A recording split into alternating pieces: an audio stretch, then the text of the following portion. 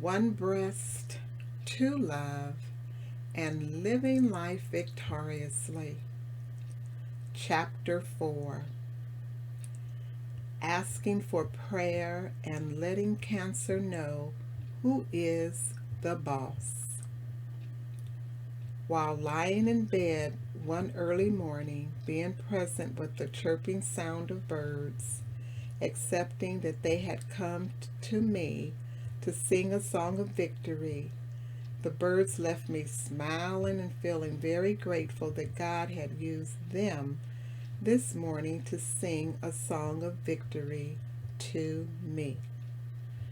After the song of victory, I decided to tell some praying folks that Cancer had the nerve to invade my left breast.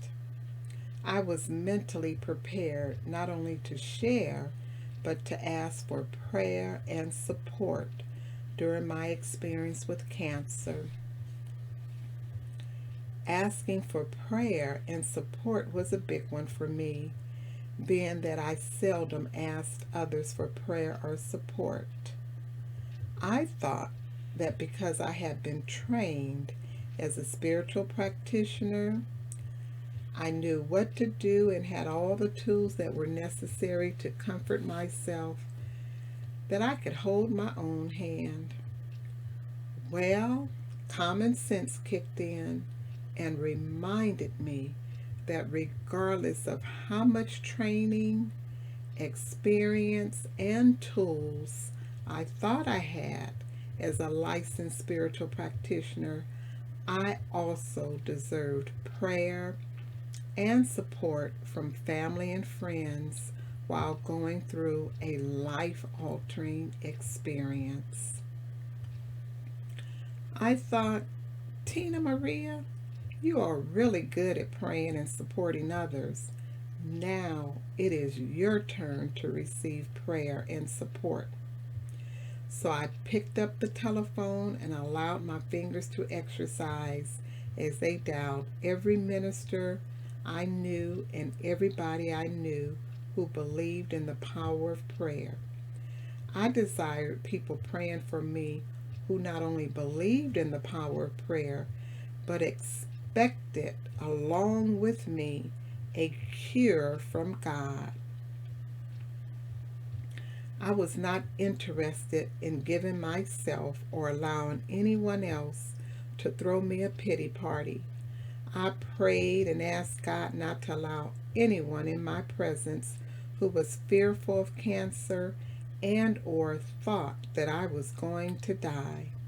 I knew that Cancer had no power over me, and without a doubt, I had the victory.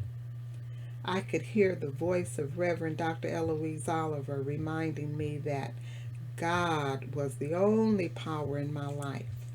I also heard the voices of love, courage, and victory repeating in my mind with authority, you must acknowledge Cancer as being equal to a cold and not something that has power over you.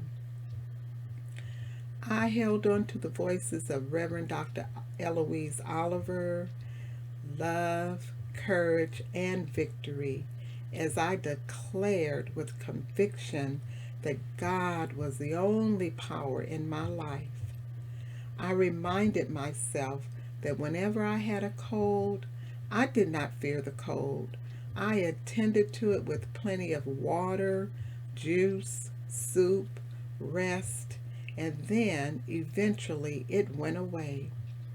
I chose to know that Cancer was visiting my left breast temporarily, and it did not have any more power over me than a cold.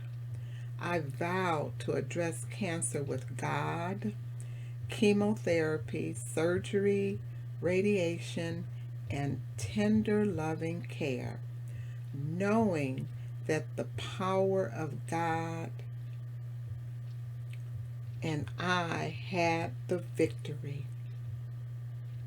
As I was returning home from my last doctor's appointment pertaining to the surgery to have the catheter port inserted, I began praising and talking to divine love. I thanked the master healer for all the doctors and the entire medical staff who were involved with my healing process. I also thanked him for my insurance coverage that provided everything required for victorious restoration.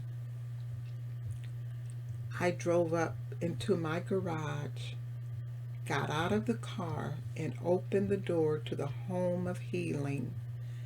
I sat down on my chocolate chase in silence for 45 minutes or so, and then I picked up the telephone to call a few relatives and friends. I wanted to let them know that I would be starting chemotherapy in several weeks after I had the catheter port inserted into the upper part of my right breast. I explained that the catheter port would allow the medical staff to administer the chemotherapy into my body. Folks wanted to know all the details of what was discussed during my visit with the doctor of healing.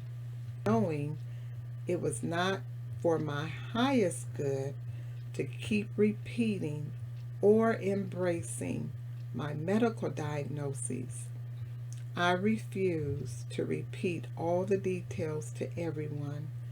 I decided to focus on what was my business, and my business was to know that divine love was loving me through the process of wholeness.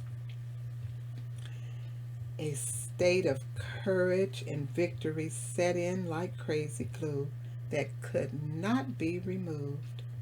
As I stood tall as a redwood tree and courageous as could be, cancer could not scare me. My energy was so high, and I felt that cancer was definitely in for a surprise. I was standing tall, not bent or bowed, and talked to the unwanted visitor, letting it know that it had to go. I informed cancer that it was not invited and could not remain in my breast or any other part of my body. It had to go right now, not tomorrow, right now, in the name of Jesus. As I was telling cancer that it had to go right now, in my mind and heart, it was dissolving. As I was compliant with the medical professionals, doing everything my doctor suggested, I never accepted that I had cancer. Now, I did acknowledge that I was having an experience with cancer, which is different from having cancer. When you have something, it remains with you. When you have an experience with something, it comes and it goes. The knower in me let me know that cancer was dissolving and would never come back. I made it my business to repeat and embrace one of my favorite affirmations, which is, my body is young, strong, and healthy. It knows it and it shows it. I held on to this affirmation like my life depended on it.